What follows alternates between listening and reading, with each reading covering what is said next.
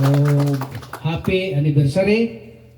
Kapila ni 19? Ka-19 ni?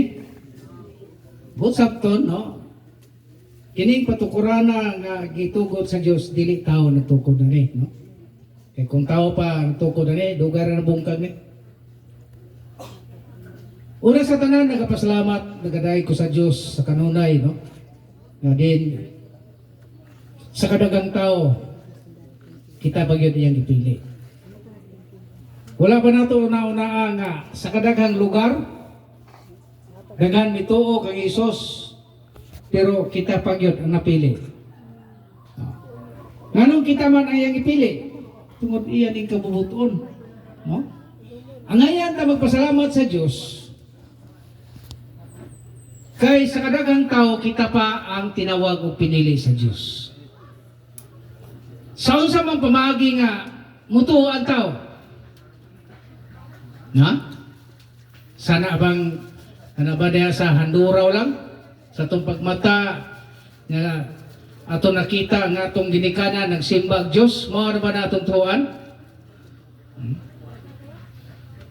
Mutuo ta sa Dios, pinagi nining pulong. No? Tanan nagareliyon nagasubay nini. Pero ang pangutana, nakaplagan ba nila ang maong kamaturan?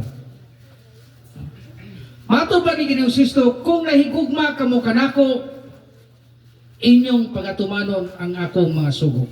1:14-15 to 17.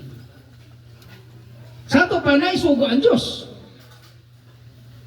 Unsa may ang sugo? Mateo 6:31-33. Ayaw kamo kabalaka unsa inyong kanon, unsa inyong imnon, ug unsa inyong ikabisti. Kaya ang mga presyo ug ang tanan nagapangandoy nini, no? Walay usa na to nga mangandoy nini. Pagkaon, bisti, ikainom, pero unsa ingon sa Dios? Mo'y unahan ninyo ang pagpangita sa gingharian sa Dios ug ang pagamatarong, kaya ang tanan igadugang ra nini. Ang pangutana, gipangita ba sa tao? Ikaduhang pangutana, gipaila ba ni sa mga pagtutukod? Kinsang gingharian? Wala ba na to masinati o maaninag sa itong gagalingan sa diya labi na kanin sa kulay ko. Ako sa kulay ko. Dili malalis. Makalabay ka ng simbahan dayong panguros. Buhian ng manubila, manguros.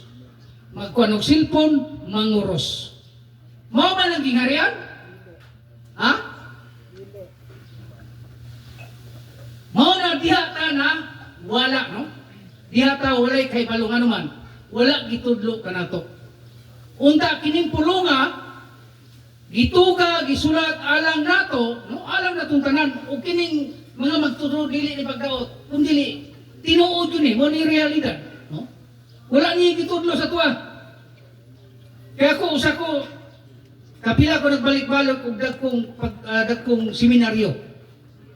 Wala ni gitudlo ni usa kining gingharian, kinsa ning gingharian. Unsa ang gingharian nga gipasabot sa kasulatan? Mateo 13:51-52.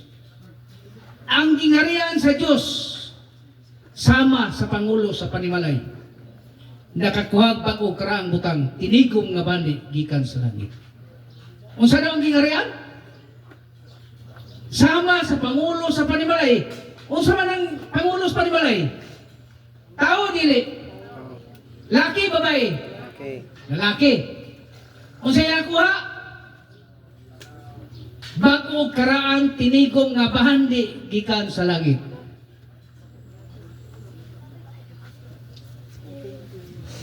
Kisa man kisa man nakakuha ni bag-o karaang tinigom sa bahandi. Tao, di ba? Tao. Pero nga namang ipaila ni sa tao, kining tawhanan ng badaugon, gisaksihan sa kanilibo ka mga tao, nga di man tuan. Kung sa may buto sabot. Ha? Ang tao pilian. Kaya kung dili pa pilian ang tao, kaya naisulat man Kining manlalaban, nahisulat man dili yung taanimingan Pero kaya tao pilian. Gusto ko nila si Jesus. Karon mo ito nga si Jesus. Kinsa may mo pamatuon niya na wala may saksi, wala may apostoles na nagpabilin. Mutuo ka ta? Wala ka ni sa tuhoy dito sa Israel nga dito mismo na tao? Karon pa ka? Yan na kayo na I love Jesus. Pero ingon rin kung ikaw nito kanako, nahigugma kanako, imong pagabantayan ang akong mga pulong. Usap to, kining kasulatan, gituga alam nato, aron kita tudluan, matutuon, tuliron, ug aron masiningkapan. Kung sa may masiningkapan, puno kas kaalam, okay balo, may tungod sa Diyos. Mga pungutan na kaganiya, makita ba ang Diyos dili? No, awan dili. Ang tubag na dipindi. Ngayon nga naman, kung dili magpakatao ang Diyos, dili ka makaila. Mateo 5:15. Bulahan ang tao na putli kasing-kasing kay makakita ra sa Diyos. Karon, magpabilin ka makasala, sumala sa kisaysay ka kaniya.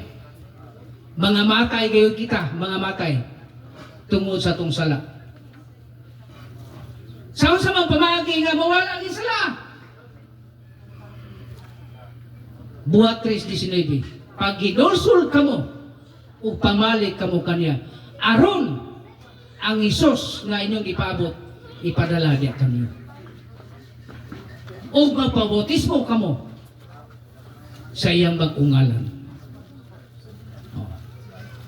Maninungdan ang naon sa Diyos natago, sumala sa Isaiah 59.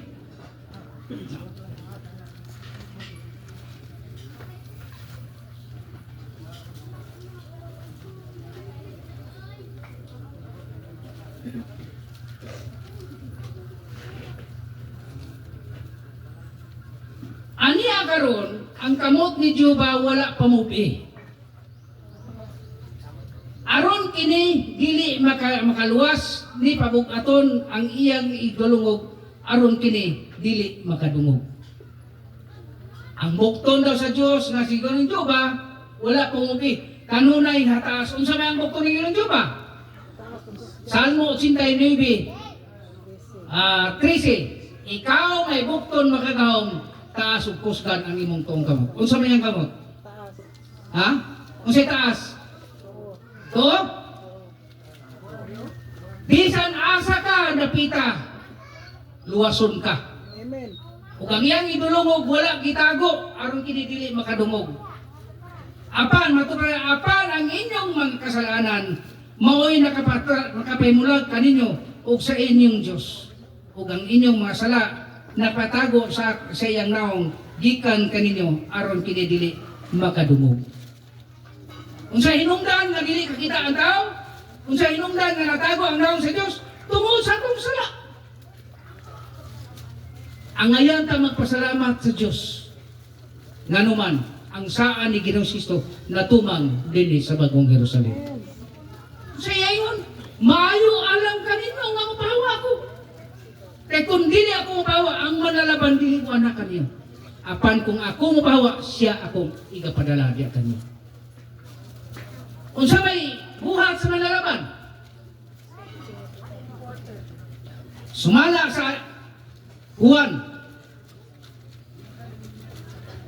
15.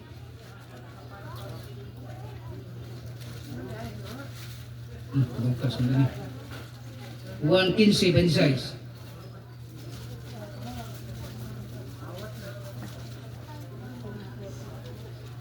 Apan ining abot unya sa manlaban nga akong igapadala kaninyo gikan sa amahan. Butsap to nga kining manlalaban is putus kamaturan wala magagikan og tao kundi gikan sa man kinsa to amahan? Diyos sa amahan. Nagigikan sa amahan